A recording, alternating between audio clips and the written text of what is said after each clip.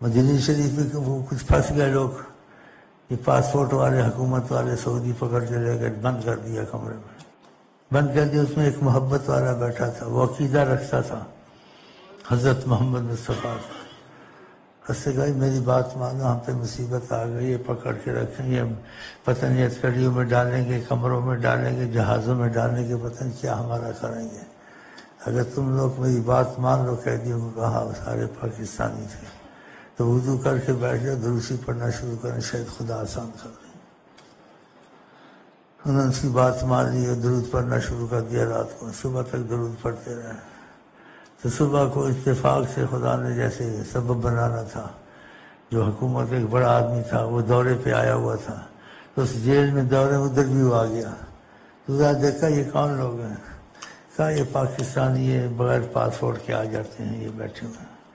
کہیں ان بیچاروں سے کیا لینا ہے، کوئی روٹی کھاتے ہیں، کوئی اپنا وسیلہ ہے، چھوڑ دو ان کو، جانے دو۔ انہوں نے بات مان لی، جیل والوں نے ان کو سب کو نکال دیا۔ سبحان اللہ، یہ کیسا سبب ہوا؟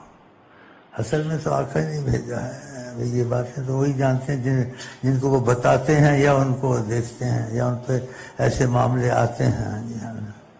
اصل میں آقا نے بھیجا، میرا نام لیتے ہیں۔